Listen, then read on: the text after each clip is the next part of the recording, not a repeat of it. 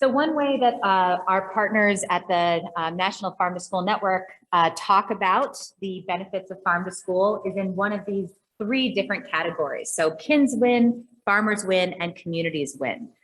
What's interesting actually is that there's not a lot of evidence to support this. There are a few economic impact assessments that have been done that all find generally small, short-term, but positive effects that result from farm to school programs. There's almost no quantitative research that looks at farm impacts of farm to school. The place where there's actually a lot more research is looking at the student impacts of farm to school. And I was actually part of a team that did a systematic literature review a couple of years ago. And you can see that the results of that actually are kind of mixed. So we're going to put that to the side for a second and really focus on the fact that there are not a lot of these farm level studies. And you're going to see that that's really one of the main things that we're going to talk about through this research project. But even though there's places where we don't have a lot of research or where the evidence is mixed, we're still seeing that there are a growing number of policies that are actually supporting farm to school. So starting in 2012, the federal government started to put in some mandatory funding for a farm to school specific grant program. There are other grant programs that they do have, including a number of additional programs that hit during COVID to support farm to school. But interestingly, most of the funding to support farm to school actually comes from state programs or from philanthropic programs. So like the Kellogg Foundation is a big funder of farm to school. And this is showing some of this figure showing some of the state and territory legislative trends in farm to school. So what you can see is that there's actually over 200 of these farm to school policies that have actually been passed at the state and territory level. And just as one example, these are the 4 partner states that we're working with, which we'll talk more about here in a minute. But if you just focus on that New York line, you can see that New York has this 25 cents per lunch served incentive right now. Keep in mind that New York City Public Schools is the second largest purchaser of food in the United States after the Department of Defense. New York City alone feeds over 1 million kids almost daily. So it is a huge, huge feeding program. So 25 cents a meal is really big. So there's these very large and growing state incentives, but very little research that has actually investigated the impacts of these programs. So for the whole NIFA program project, we have these 2 overarching research questions. One is, what is the relationship between community wealth, which we define as net assets, and state level farm to school policies? And then the second question is really digging deeper into if state level farm to school procurement policies impact school meals, local producers, so farmers and ranchers, supply chain businesses, and communities. And I'm not going to go into each of these, but we have these 3 research components of the project and then 1 extension objective. This is an integrated AFRI project. The first one, Pratush actually is going to cover in a separate paper that he'll be presenting tomorrow. Is that right? And he'll give you a plug for the time of that one if you're interested in coming. The second research objective is really looking at whether state level farm to school procurement incentives impact school nutrition service directors' decisions, right? So do the nutrition service directors respond differently because these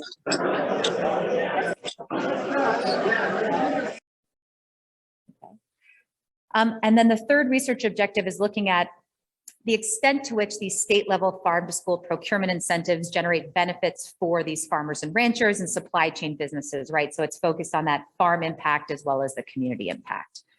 I mentioned that we have these 4 states. One of the things that we've been able to do that you're going to see a lot more, especially through Lei and Zoe's work, and I should say Jeff's work as well, is leveraging some unique state level data sets to analyze and answer some of these questions. When we proposed the AFRI grant, we had these 4 states we were partnering with. Of course, we wrote this before COVID, and what happened was Colorado does have a state incentive program, but it was essentially put on pause during the pandemic because there were these other things the state had to deal with. And as a result, we focused really on Oregon, Michigan, and New York, all of which are really leaders in state level procurement policies. And lastly, before I turn it over to actually seeing some of the research that we're doing, I wanted to highlight that there are a couple places where most of the papers are using the same data sets, just to kind of give you a sense of where we can pull information, at least at the national level. One is that the USDA Food and Nutrition Service has done 3 iterations of a census. Unfortunately, the census has changed a little bit over time, which limits comparability across these censuses. You'll see primarily we're focused on using the most recent farm to school census, which took place in 2019 and was related to the 2018-2019 school year. And I think one of the interesting things about that is that they expanded the definition of farm to school to also include farm to school related activities. And it's one of the reasons why I skipped the slide because of all of the sort of technical issues at the beginning. But it's one of the reasons why we see that it's like 62% of school districts are actually participating in farm to school because of this increasingly expansive definition. The National Farm to School Network does a state legislative survey in conjunction with the University of Vermont. And so what they do is they actually pull information on all of the bills that are both proposed and passed at the state level and also for those territories. And they've been collecting this information. I'm sorry, that shouldn't say 2022, it should say 2002 to 2020. So we have a lot of information on trends in those bills over time. And it includes information that enables us to actually look at the type of bill and classify them by, is there funding to go to incentivize procurement or education? And we can use that information in our analyses. So with that, I'm going to turn it over to Pratoosh.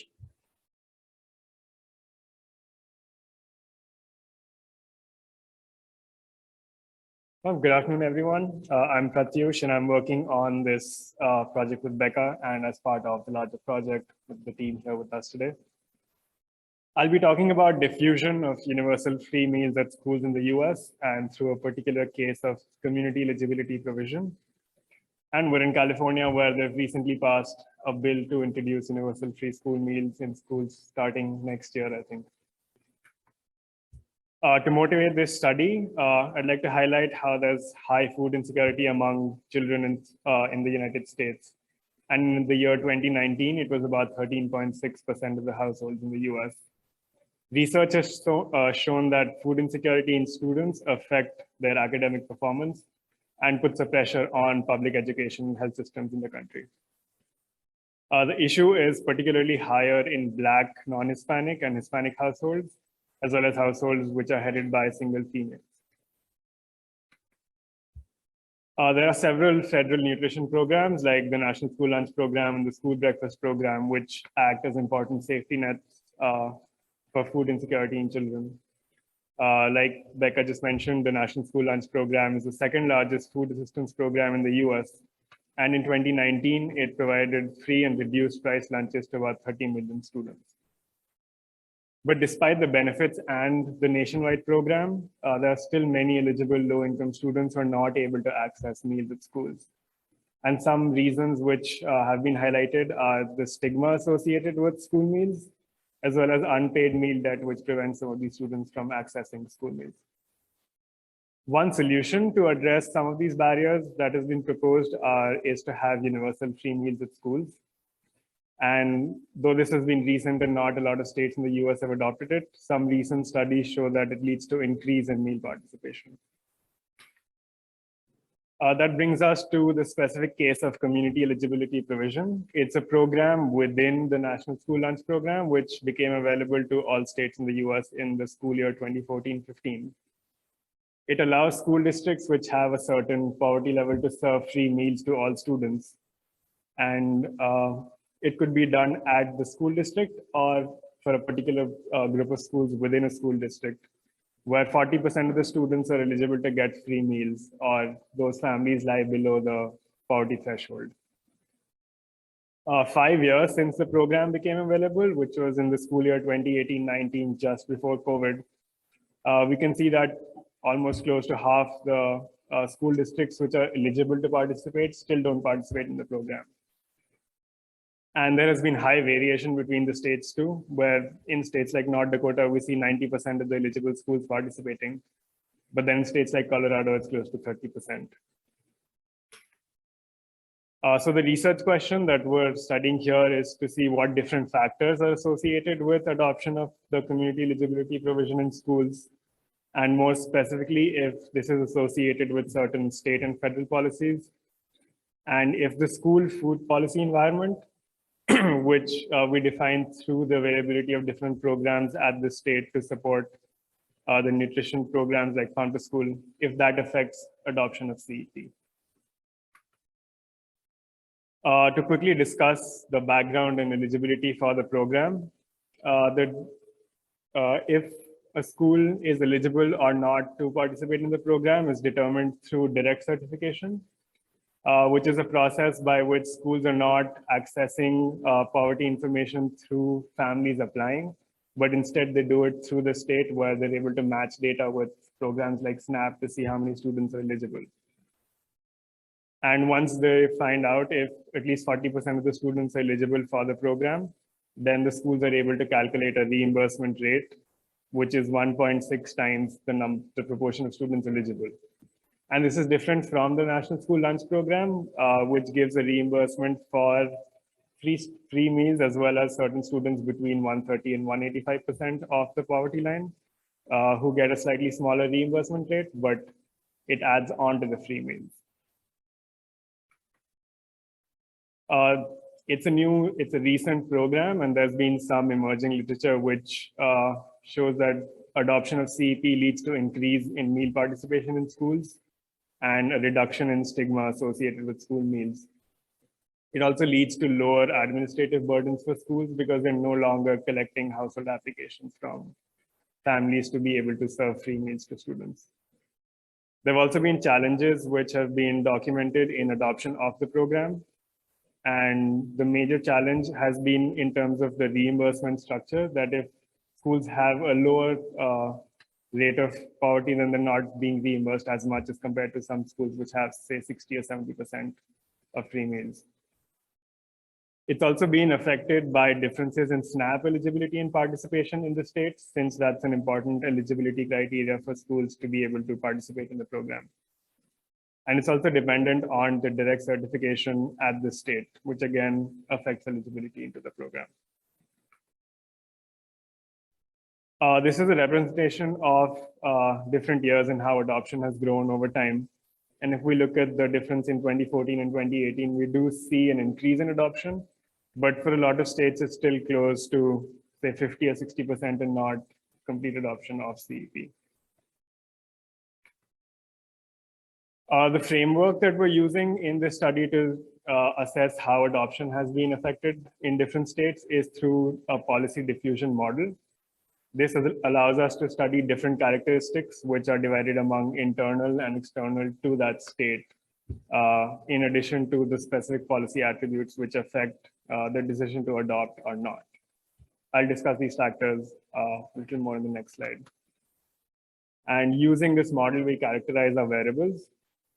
Our main dependent variable is the percentage of schools or school districts within a state which are adopting the program. And for the internal determinants, we're looking at different policies and preparedness at the state, which affect the ability of schools to adopt CEP. Among those are the direct certification and availability of food service staff at schools, the administrative support, since it requires direct certification and matching with SNAP to be eligible, as well as state controlled SNAP participation and the nutrition policy environment, which we believe will affect adoption of CEP. So programs like Farm to School, which support schools to adopt buying more fresh foods and fruits and vegetables and have ag education in schools, we believe would help schools adopt a new program like CEP. And then there are external determinants which are not directly in control of the school districts, but which includes factors like the federal SNAP certification, as well as other programs like federal Farm to School grant, which again supports adoption of a program like Farm to School by that state.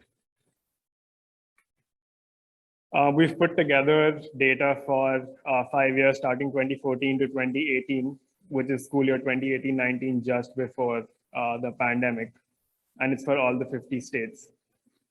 We're using a fixed effect span regression model to see if how adoption's been affected by these factors over time in the 50 states. In the model, we have the internal determinants and the external determinants, which I just discussed, and controlling for all other fixed factors and the errors. These are some preliminary results I have, and I'd like to focus on the three which are highlighted in green. The direct certification and SNAP participation are the factors at the state level, which are eligibility factors which affect adoption. And the third one is the federal SNAP certification, which is the external factor from the federal level which affects adoption.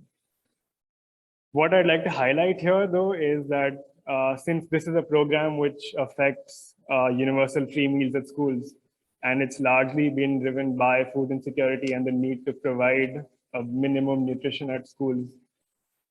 From the regression results we see, these are other factors which are affecting eligibility and not as much, say, the farm to school grant or the nutrition policy at this state, which should be affecting the program more. To conclude with the discussion, again, I'd like to highlight how it's the program eligibility factors and the state policies of SNAP and direct certification, which is affecting the program adoption, and not as much as the need for meeting food insecurity and nutrition issues at the state for a program like CEP. And now that we're moving, there's been more talks about adopting the universal free meals at schools. We'll have to probably step aside from as many factors affecting adoption and focus more on the food and nutrition aspect of it. Thank you. If you have any questions, we'd be happy, or we're taking questions at the end.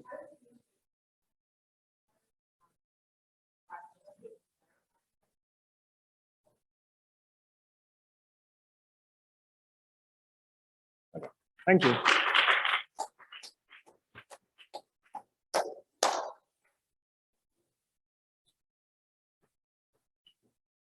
Hey, but don't leave. People are like running for the door here. Come on, I didn't even give me a chance. Well, good to see everyone. My name is Jeff O'Hara. I'm with USDA. I was with the Agricultural Marketing Service for a number of years, worked with Becca and Zoe on this paper here. Now since joined the Office of the Chief Economist. The presentation I'm going to make here are which schools receive state level support for local food purchases, and we'll look at Michigan and Oregon as case studies. So real quickly, the high level overview of what I'm going to present here is that little research has looked at reimbursement incentive farm to school programs. And what these are programs that provide subsidies to schools for the food costs associated with buying local foods. And what we're going to do is we're going to look at two states in the 2018-19 school year that had very different programs in very different places. Oregon had a program in which there was essentially funding available to any school in the state that wanted to participate in their program. All schools had to do was to opt into the program. Michigan had a lower level of funding. It was a newer program. And so there were only certain regions, within the state in which you were eligible. And then those schools had to apply and be, awarded the grants on a competitive basis. And so really what we're trying to do is to see, well, who's getting this level of support for different funding levels? And what we find in Oregon is that the incentives were being awarded to schools on the whole with more typical, that were, these schools that had characteristics associated with farm to school programming. In Michigan, we found that the schools that were applying for funding had high levels of farm to school experience and community involvement in farm to school, but conditional on applying, that wasn't associated with whether they received awards. Instead, we found more of the awards were going to rural schools that had distance-based challenges, and also schools that were sourcing directly from producers and more likely to be sourcing meat and seafood locally.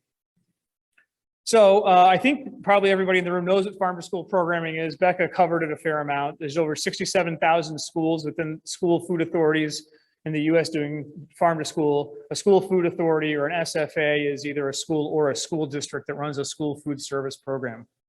Typically, three legs of the farm to school stool, so to speak: buying local food, local procurement, school gardening, and then educational activities around food and agriculture and health.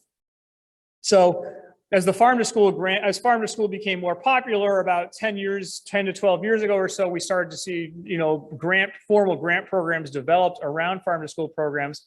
And at the time, the grants were set up to support the transaction costs of farm to school. And grant recipients were explicitly restricted from using the grant funds to make food purchases themselves. And over the course of the following decade, we saw some schools with farm to school programs discontinue farm to school. And one of the three top reasons they cited, or one of the three top challenges that they identified, were the food costs explicitly. So food costs are a challenge for schools for a variety of reasons, but they really have, school food authorities have to wrestle with several competing factors that make maintaining balanced budgets challenging. They try to serve healthy food. They need students to participate and buy the food in the lunch line, and they need to keep food costs low so that it's more accessible. And so they're really under a lot of budget strain. And because of this, the National Farm to School Network, which Beck has already mentioned, has identified that providing local procurement subsidies as a top need at a policy level for supporting farm to school programming going forward. So we've seen states increasingly pass legislation to subsidize local procurement. At the time of our study, we had 6 states plus the District of Columbia have programs that provide subsidies for food costs of buying local foods. The issue that, and I think Becca touched on this, is that past farm to school research on grant programs is really inconclusive. So the main data set that is extensively used for farm to school research is the farm to school census. It doesn't ask any questions to schools about whether you've applied for funding or whether you've received funding for implementing your program. So this variable is not looked at in a lot of the papers. We haven't seen many papers occur at the state level, which looking at the institutional details of policies comparing schools within the state for that reason. Instead, what researchers have usually done is to create either a binary variable indicating yes or no about the existence of a policy, or a categorical variable that counts the number of policies in a state. So that's a fairly crude way of constructing a variable, and it doesn't provide a lot of institutional insight about how the programs might work in practice. And it also has led to fairly inconclusive results in the literature, depending upon how researchers have constructed the variable and what the dependent variable has been in those types of regressions. So what we do is we use farm to school census data from the 2013-14 year to get characteristics of schools.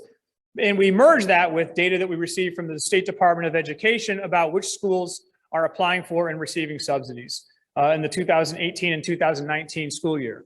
So the reason we're looking at the 2018 and 19 school year is because this is the first full year for which we had complete data prior to the pandemic occurring. The pandemic of 2019-20 was an aberration, and we felt that 2018 and 19 provided a more representative year for what farm to school support would look like. So in that particular year, these two states had programs in different places. So the Oregon program was older and more established. It had been set up in 2013. By 2018-19, there was $10 million in funding available. All schools, any school within the state that wanted to, could opt into the program. They've since changed it to an opt-out model where all schools are automatically enrolled unless they don't want to be. But at the time, schools had a fair amount of flex. With $10 million in funding, they had some flexibility about how they could use the funds. They could use it for meal reimbursement, but also for other needs. And there was a wide variety of food products available for which they could use the funds as well. Michigan, at the time of our study, was newer, and it was administered competitively. So Oregon's program was administered competitively in its early years as well. And only certain parts of this, Michigan's was only available in certain, well, it was only open to schools in certain parts of the state. And for the most part, those are parts of the state with high levels of farm to school programming already occurring. And the way Michigan's program was set up was that it provided a 10-cent per meal match if you were to source fruits, vegetables, and legumes from within Michigan. And you could also purchase fruits and vegetables that were lightly processed from Michigan if the processing also occurred in Michigan. And this was in a competitively determined program. Since then, they've now upped the level to $5 million, and it's open to, schools can apply from anywhere within the state. So we're going to look at 3 different hypotheses that we're going to test with probit regressions for the 2018-19 school year. First, among eligible schools within Michigan, which ones applied for reimbursement incentives. We'll look at among the schools that applied, which ones received them. And in Oregon, which schools, all of which are eligible, opted to receive the incentives. And so the variables that we're going to look at are variables that have been closely studied in past farm to school studies, but not in the context of getting grant support. So one important set of variables will be around Are you doing farm to school programming? Yes or no? Do you have strong community support for farm to school programming? Yes or no? So on the one hand, we'd think that these schools might be more likely to seek funding, but whether they would get funding is a little more inconclusive. I mean, on the one hand, if you had existing experience with farm to school and you had community support for farm to school, you would most likely be able to put together a better grant application, and it would be a signal to grant administrators that you would be more likely to successfully administer a grant, perhaps because you had greater capacity. On the other hand, if you were more experienced, you might also come across to grant reviewers as you might need resources a little bit less than schools that haven't already done it, or maybe you already have a system in which you don't need to support as much. So that's why we're interested in those variables. We include some variables for grades 9 to 12 and grades 6 to 8 because older schools might serve foods less frequently than younger schools if they allow more flexibility during the lunch period. And so those schools might have less of a need for grant assistance for food costs. We also look at supply chains. Past research has found that schools that buy directly from producers are more likely to spend more on local foods than those that do not. However, we've also seen past research indicate that farmers that sell to schools directly might have a lot of non-pecuniary motivations for doing so and might be willing to sell to schools for at less than 100 cents on the dollar because they really want the schools to have the local products. They might not be getting the full cost associated with the foods that they're getting. The foods that they're selling. We're going to look at some of the types of food products to see if that's associated with grant support, fruits and vegetables, meats and seafood, and eggs. And we're going to also look at 3 variables that have been the studies that have been looked at closely in past studies. So past studies have determined that larger schools in metropolitan areas, and schools with a lower percentage of students on free and reduced price meals are more likely to do farm to school. So, but that doesn't necessarily tell us who's actually getting the grants to do farm to school. Are these going to be schools that are going to be more likely getting support for farm to school, perhaps because they have greater capacity? Or would we see grants going to schools perhaps with greater structural impediments to administering farm to school programs, which could be a signal that they have greater needs for support? So the header here is actually not quite right. This is the comparison of means between schools in Michigan that are eligible to apply for support versus schools that actually did apply for support. And if it's in italics, that means that the difference is statistically significant. And so to summarize, we see that the schools within Michigan that are applying for support are more likely to have experience with farm to school, more likely to have higher levels of community support for farm to school, more likely to be buying directly from producers and buying fruits and vegetables locally. And here's what this looks like if you actually then put those variables into a proba regression. Here's what we see. So we see schools, if you had past experience with farm to school program, you were 39% more likely to apply for support than schools that did not. If you reported having community support within your community for farm to school, you were 19% more likely to apply for support than schools that did not.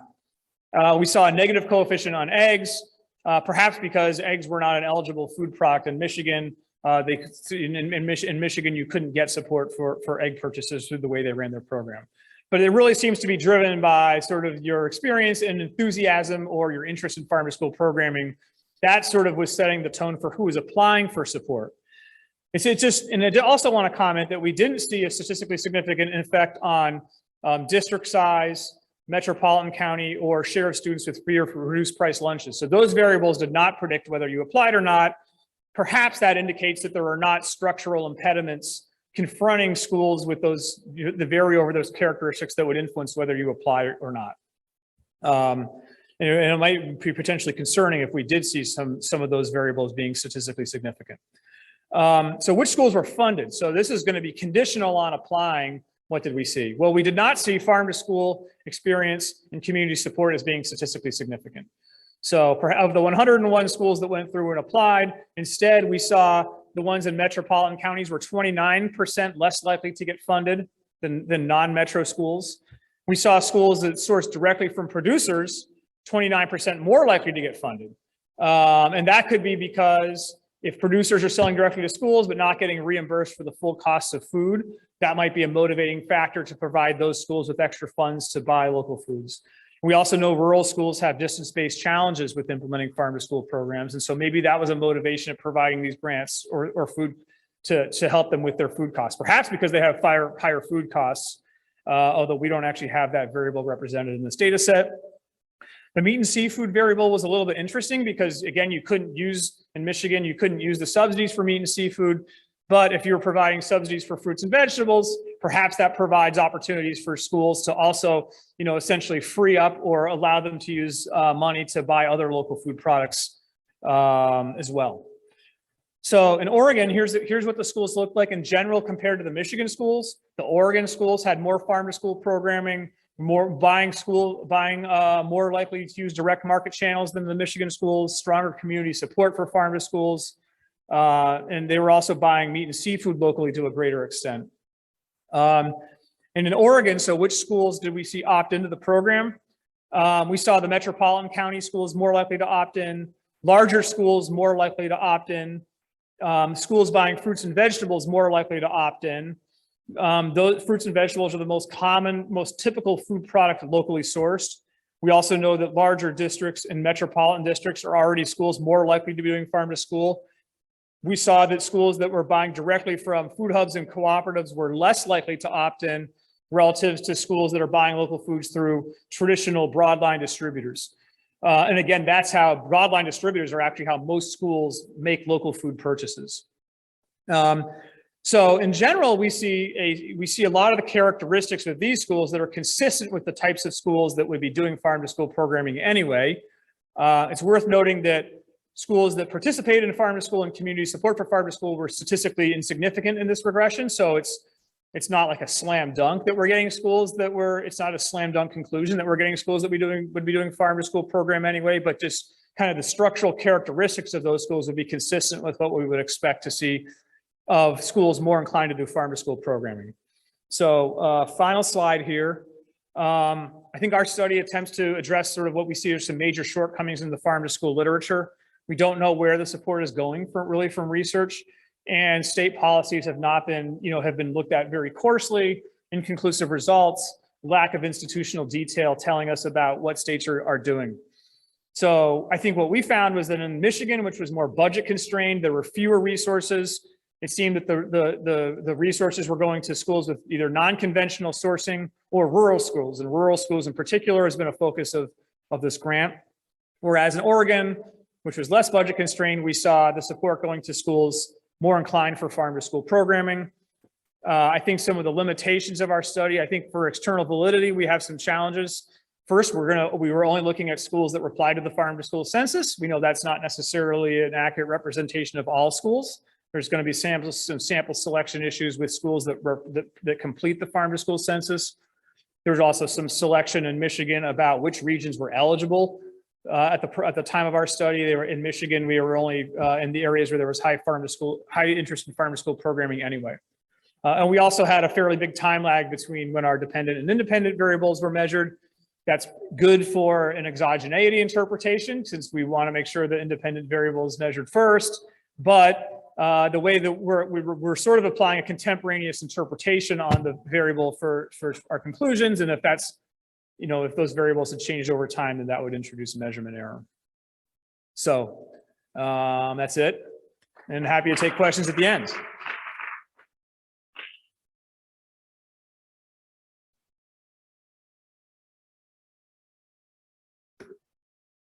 Hi everyone, I'm Liz from the Ohio State University. And this is the paper I'm working with my advisor, Zoe Plakias. Do farm-to-school procurement subsidies affect local produce prices? Evidence from aftermarkets. And in recent years, farm-to-school has been increasing attention, and the number of schools participating in farm-to-school network has increased a lot. Schools also increased their spendings on locally produced foods. And government has also issued some relevant policies to subsidize local food spending by schools. So we really need to understand how local food markets are affected by these relevant policies. So for this study, we explore how much do school districts pay for local foods, and what premium do the school districts pay for local foods relative to the national markets. And what could an increase in local food spending mean for local markets and national markets? So to study these questions, we use Apple markets, since Apple is a food that commonly purchased by using part of farm-to-school spending. And some previous literature finds local food procurement subsidies can provide some economic benefits for local economies, and can also improve the nutritional values of school meals. So this is a win-win game. And however, the magnitudes of these impacts are ambiguous. So we do need some more studies in this area to look at the impacts of these subsidies on local economies. And some previous literature uses equilibrium displacement models to look at the effect of these policies on food price and food consumption, and on the producer supplies and welfare changes. So in this paper, we calculate and describe the local price premium paid by the school districts. And then we explore how this premium changes over time, space, and product characteristics. And then we build a structural model to understand how an increase in local food spending might impact local and non-local apple prices and consumption. So this paper will add to the existing literature on the impacts of the local food procurement subsidies on local economies. And also this paper will contribute by exploring the interactions of local markets and national markets. So we use transaction data by the school districts, and the data in Michigan is from 2018 to 2019, and in Oregon is from 2017 to 2019. And the observation level is at district, supplier, product, transaction level. And we also use farm-to-school census data 2019, and the data is collected at the district level.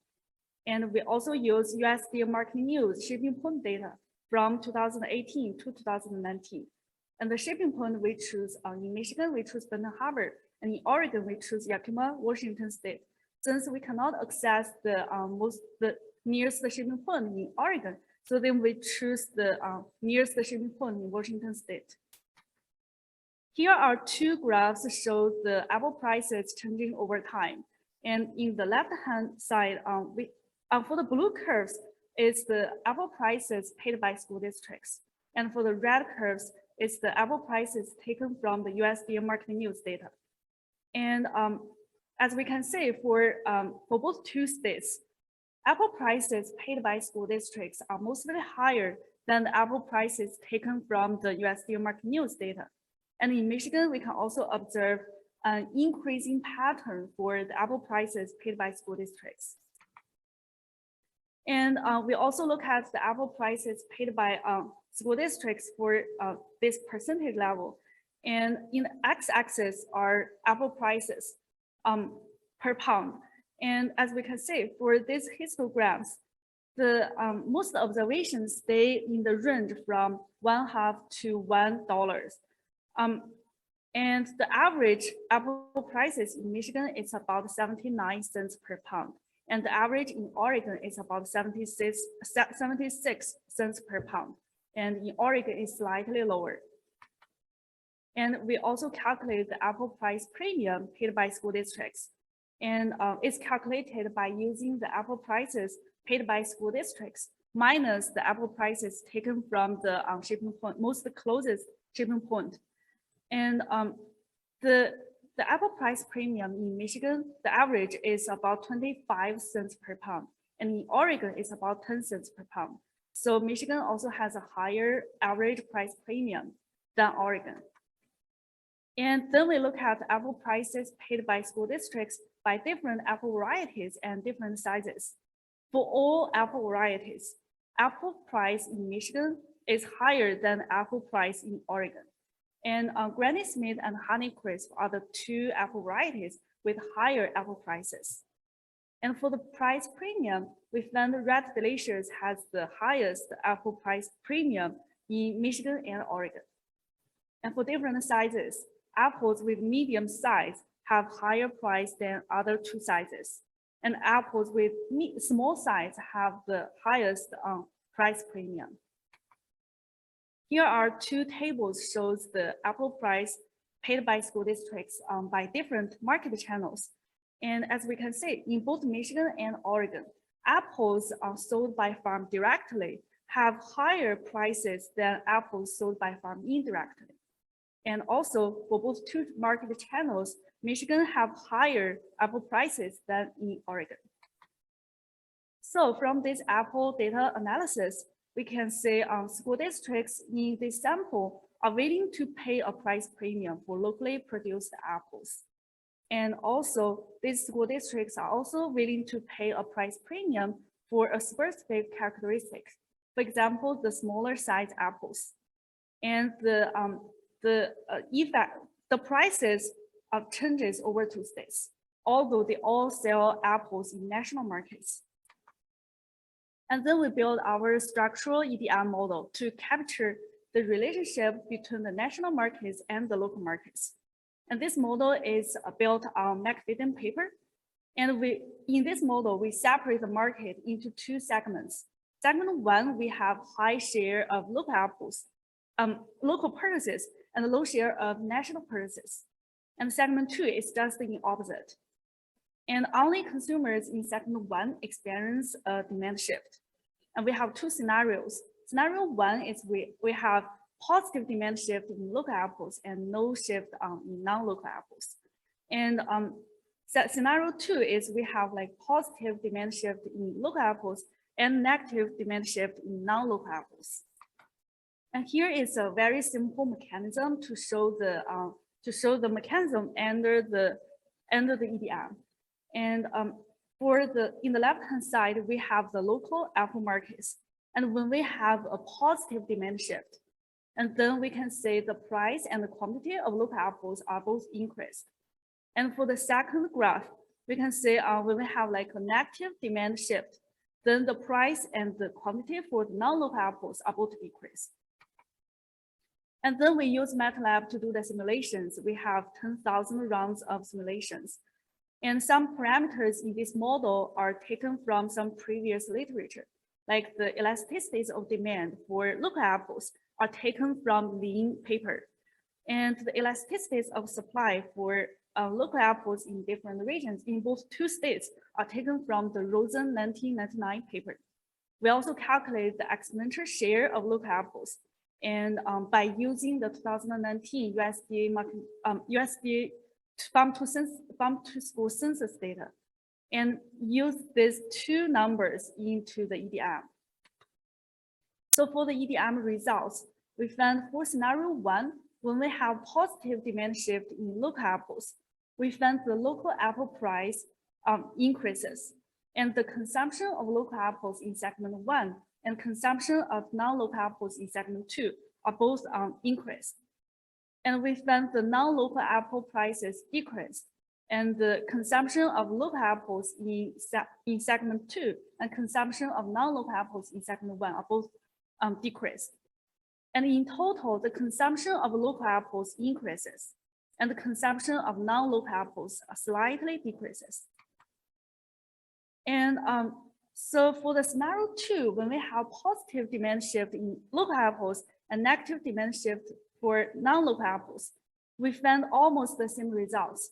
The only difference is the total effects are changing over two states. And in Michigan, we have the increase in local apple consumption is greater than the decrease in non-local apple consumption. And the decrease in Oregon, the decrease in non-local apple consumption is greater than the increase in local apple consumption.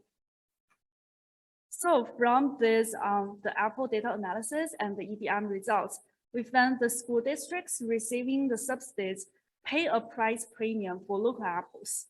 And the increased spending on the local apples can impact the local and non-local apple prices and also the local and non-local apple consumption. And the impacts changes by these two states and also by different demand scenarios. So for the next step, we will estimate the elasticities of demand for local apples, and then we use these elasticities into our EDM model. And we also want to incorporate the supply, the apple price premium and the apple prices calculated in the first part into the EDM model. So try to connect the first part and the second part. Yeah, that's all for my presentation. Yeah, thanks for listening.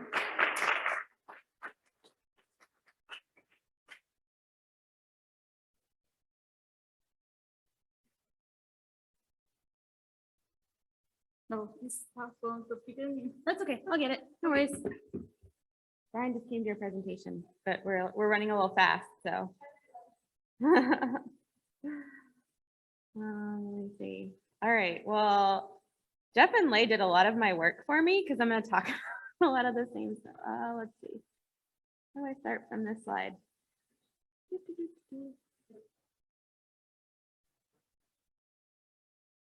Oh, yeah. Thank you.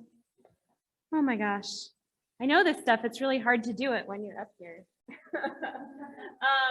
Okay, so I'm going to talk about really, it's not about the order. I was like, you kind of ordered this wrong because it might have made more sense if we were going through our objectives to go Jeff and then me and then Lei. So I'm going to talk about something kind of in between the two of them.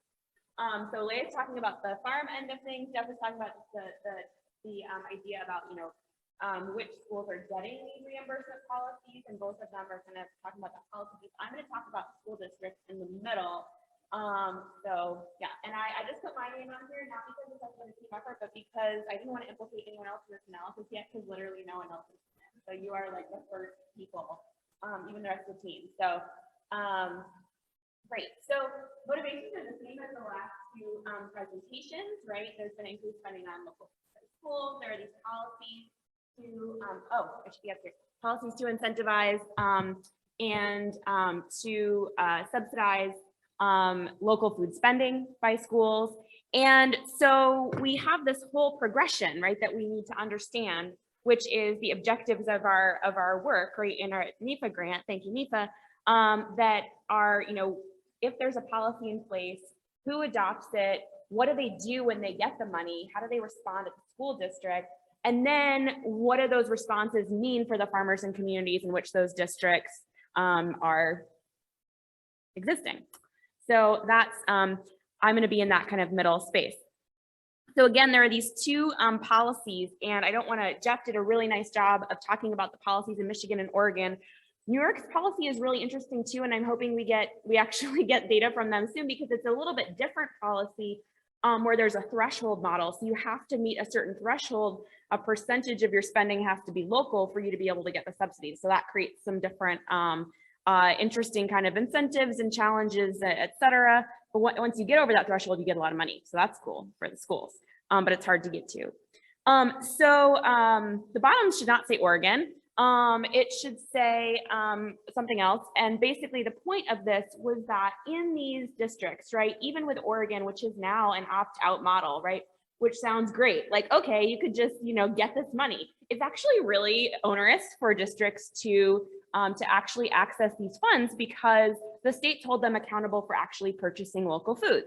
And so what that means is that if you want to get these subsidies, right, these reimbursements, then you have to actually track where your food comes from, right?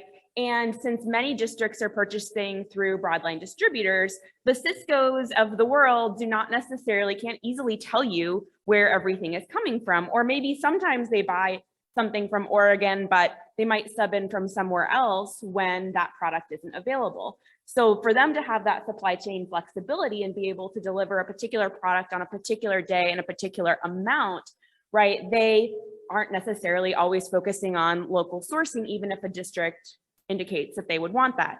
And so there's definitely a huge transaction cost for engaging in these programs as well. Now, there's rich data for us that comes from that work that they do, and Jeff already talked about some of the work that we're doing with that.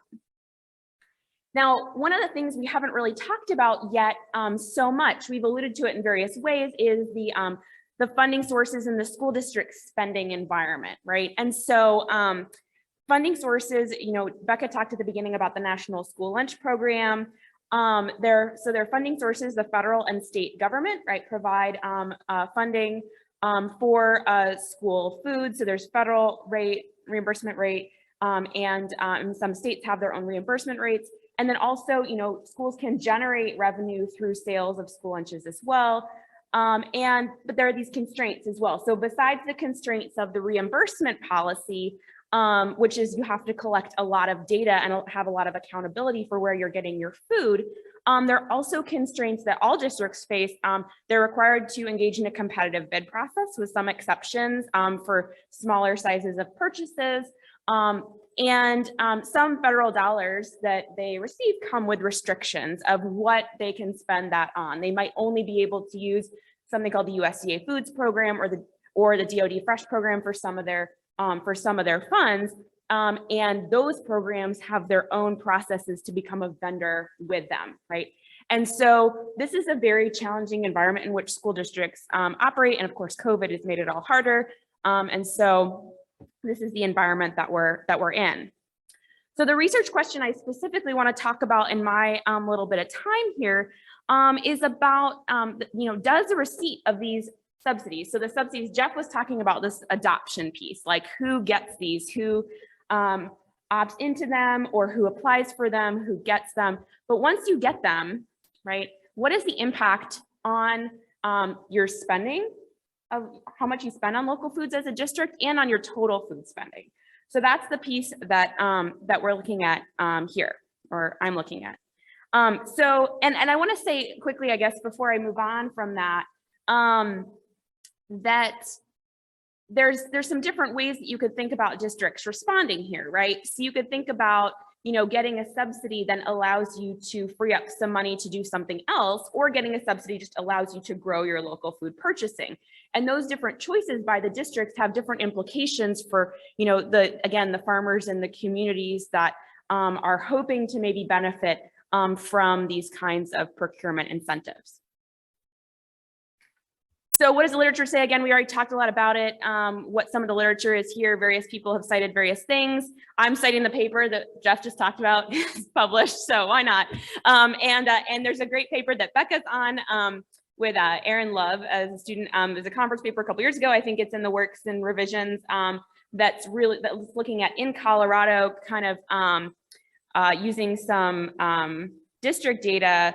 What is it that we would expect in the Colorado case, where the program is just starting for their reimbursement program? What ex ante would we expect school districts to do in the presence of various subsidies? In addition, I want to give a shout out to our great state partners, because they are doing evaluations for their states. And so there is a lot of kind of gray literature in this space of like the different organizations that have helped and agencies that have worked to get these programs off the ground in their various states. They're trying to do various evaluations to understand the impacts of those. They're not necessarily doing that analysis always in the same way that we would, but they're doing a lot of interesting, important work. But in general, the point is there's really not a lot of work on these, and that's what our whole grant's about, and that's why you keep hearing about them. So the approach I'm going to use here is difference in difference. And so Michigan and Oregon have different kind of econometric implications of the rollout of their programs. So in Michigan, I'm going to use a regression difference and difference. And then in Oregon, I'm going to use the Callaway and Santa Ana estimator, which is the estimator that now we understand staggered diff and diff. If you're trying to keep up with the diff and diff literature, like staggered, the two-way fixed effects can be biased when you have staggered treatment. And so this Callaway and Santa Ana estimator is to ensure that you're not using your past treated districts as controls, basically, when you have multiple times when treatment comes into effect. So contributions here, again, this is a new territory, so that's kind of a contribution. And I think really it's important in understanding and interrogating these these perceived benefits of farm to school and policies that further support it. So that's where we're at. Data, same data as other folks have talked about. So USDA Farm to School Census, I actually was able to create a panel structure for these two states. So what's difficult is the the powers that be with these data have not made it totally easy to merge across years, but through finding kind of various ID variables, we were able to hack that at least for 2 states. Nothing nefarious, just using the data available. And what comes from this is the local food spending information.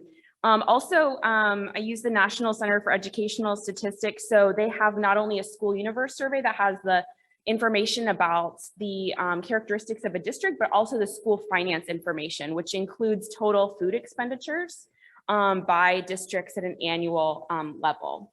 And also some control variables that come from that as well. The actual treatment, like which schools are treated, is the same data as Jeff. I forgot to mention it. So that is actually from the Oregon and Michigan partners have shared with us. These are the districts that have gotten reimbursements and when they got them. So this is the Michigan model, right? This is a standard diff and diff approach. So we have an expenditure, either total or either local food expenditure or total food expenditure for a particular district in a particular year. And then we have a treatment variable if the district receives. So treatment is getting these reimbursements or adopting this policy. You can think of it that way. And post is going to be equal to 1 if reimbursements are received in year T. And then the controls I'm using right now are the number of students, the federal funding for food, which is also captured in the school finance survey from the National Center for Educational Statistics, and the school lunch sales. So this is the revenue coming in. So there's only 3 time periods. So I'm testing the limits of diff and diff here, but so I welcome some thoughts on how to kind of approach this better. So this is food spending for Michigan. On the left, we have local food spending, and on the right, we have total food spending. The darker line is the treated districts. So, and the orange line is the control districts. There's always a question about parallel trends and diff models. This is something that I'm working on to try to figure out, are the assumptions of these models actually supported? And so that's, I'm not going to be able to convince you of that well today, but I'm hoping as I move forward that I can provide better evidence. For some of that's very hard to do when you only have a few time periods, even though these things theoretically work with short time periods. So in the Michigan case, the treatment is actually, we also have a little bit of an interesting situation because the farm to school census was not collected at regular intervals. So I'm still kind of trying to understand the implications of that for this model. But basically, districts in this, in Michigan were treated between time point 2 and time point 3. So essentially you can think of treatment as in time point 3 was the first time that they were treated. This is not great. I would love to have another period after this to be able to look at something that's truly post. But I think also one of the things you could do is maybe drop some of the most recent adoptees and look at some just that got between time point 2 and time point 3 is when they adopted. So there are some different kind of clever ways to do that. And I think that's what I'll plan on moving forward. So the results for Michigan here are, so you'll see there are no stars. That's not a typo. So there is no effect for Michigan that I am able to find at this point of these subsidies on either local food spending or all food spending. And so, and sorry, the things are a little messed up because this went from Beamer to PowerPoint. So you'll see that the first and third column are just looking at the treatment post and then treatment times post interaction. And then 2 and 4 include controls. Once you include controls, you explain a lot more of the variation in things. And you have these, these numbers are positive, right? But they're not statistically significant. There's huge standard errors. So there's definitely a lot of, I think there's a lot of heterogeneity here, right? So I think there's a lot to explore in terms of understanding, are there some districts that are actually seeing this go through, and what are the characteristics of those districts? But high level, it's good to know there's not, it's interesting to kind of observe that there's nothing across the board. In Oregon, using the period. So now the period of first treatment varies by district. So using that same, it's still 3 periods, but some get treated in period 2 and some get treated in period 3. And so again, this is relatively new, trying to keep up with this literature. And so here we see, so I know there are 2 dark lines, you can't really tell, but the higher one in both cases is the group first treated in period 2, and the lower group is first treated in period 3, and then the orange group is control. So you see that the districts that are not, I mean, again, Oregon is this during this period of time was first competitive and then went to an opt-in model.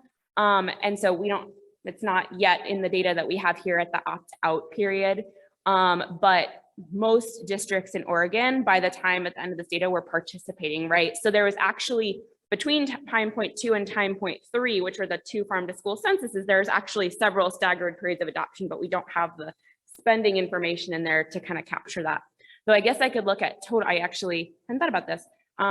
We could look at total food spending in each year because we have that. We just don't have the local food spending, which comes from the farm to school census. The total food spending is what's coming from the annual National Center for Educational Statistics data.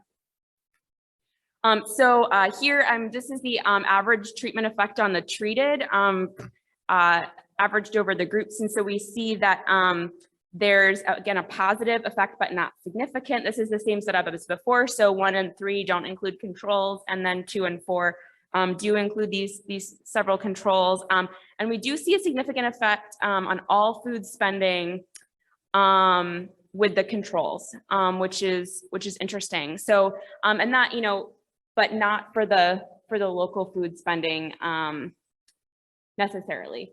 So this might mean that it could free schools up to do some additional kind of expansion of their food programs. And so this is something I hope we can explore more with our partners in Oregon to see if they might have some ideas of what's happening and why that's occurring. But that is, I mean, that would be consistent with an idea of these policies impacting the ability of districts to expand their programs. Preliminary takeaways here, although treatment effect is largely positive, though not in all cases, you see there was some negatives, both in the same kind of column, even though it was different across states, which I have yet to fully understand. It's not statistically significant though. So I don't want to put any, like, you know, a lot of stock in those. There's a lot of variation, suggests heterogeneity in the impacts of these policies that we might want to address. And I think, you know, getting full circle to the question that Becca posed in the beginning, you know, might lead us to question whether additional funds are making their way to farmers and communities. So I think that that's an interesting kind of piece from this. And then some next steps, we have a lot of work to do. So identifying additional controls, which may be relevant. Your feedback and input is welcome, by the way. So we actually do have the reported subsidy levels. We know exactly how much money each district got, so we could actually estimate a dosage effect to see if the amount to which they were treated actually matters, right? That could explain some of the heterogeneity. And so right now we just have a binary, like they got some amount of funds or not, but these, you know, many schools are not spending that much on local food. So then the subsidies they're not very large in magnitude. So that's something that we could explore more. I'd like to explore some other estimators for robustness just because we only have a couple of time points and I'm not convinced that the current, the Callaway and Santa Ana, I think is not capturing as much in the third time point as I would like. And then, of course, working to verify the necessary assumptions for each of for the estimators that we use hold and convincing ourselves and then others of that would be the goal. So with that, I will wrap up. Thank you so much. Do you want me to field questions here for everybody or do you want to do it? Oh, okay. Awesome. Oh, okay. Thank you.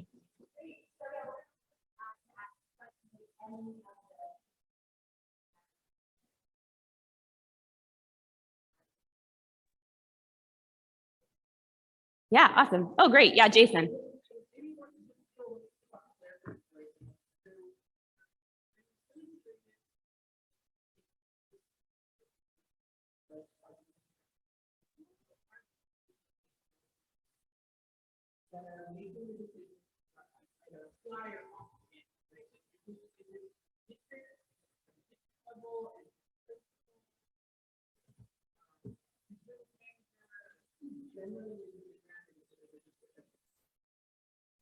So the question was, for our online participant here, that who is making the decision of whether or not to participate in the incentive program at whatever level. Becca, do you know the answer to that?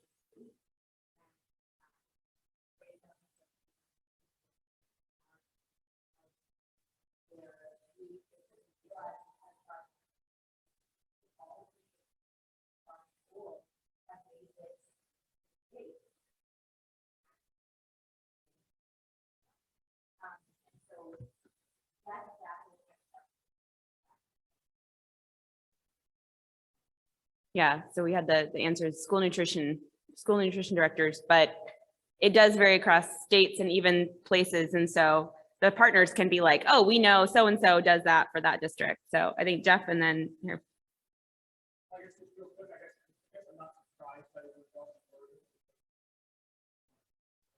Yeah.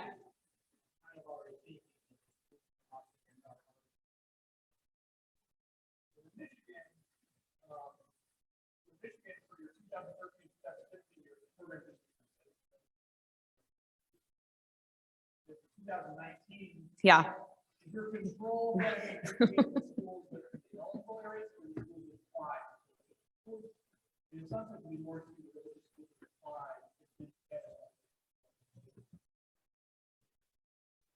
It's actually all schools. So it's all schools that respond to the census, because ultimately, like, I'm interested in whether or not anyone who just got the policy was impacted. So it doesn't really matter to me whether or not they were eligible. It just matters to me whether they were treated. Sure, but I was saying the more insightful counterfactual the schools within the same region as the schools that are getting it, they wanted to do it because we know those schools Yeah. more likely to have Yeah. More likely to have characteristics of care. Yeah. With that would be sort of comparison. I want to Totally. I'd be more. I think I would probably my prior might be more likely. Yeah, no, that's a good point. I should run those as well and limit the sample to that. Yeah. There's another question here. Yeah.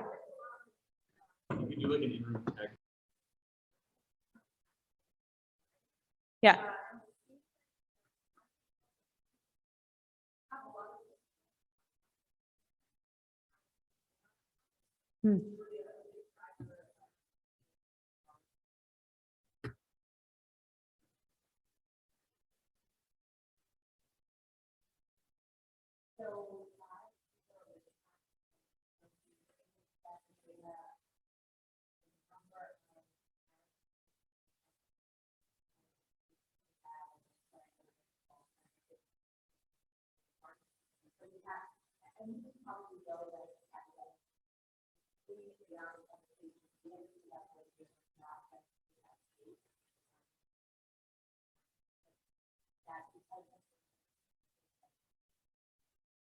Yeah, that's a fabulous idea to add the extension educators.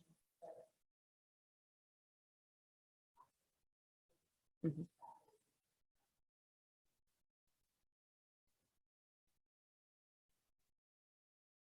Any other questions?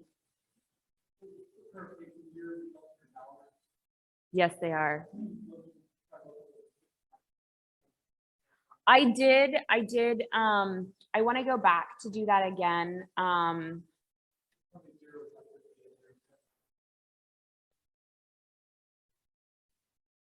For local, yeah, I should, that's a good point, because so I include everybody that responded to the farm to school census, including those that said, no, I don't do farm to school, which I included as zeros, right? Because they are actively, we know that they're not doing farm to school, so we can infer that those are zeros. So it would be good to check and see if they're about, whether that group is large enough to warrant for it to censoring to be an issue. Yeah, that's a good point.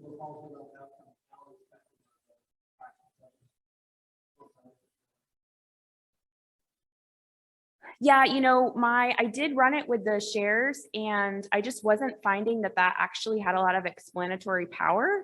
But that was before I did some corrections to the data that I think were impacting some things. So I might go back and need to see if the shares are the best way to model that. I also looked at it in a log linear form, just a standard linear regression seemed to have the best explanatory power. So.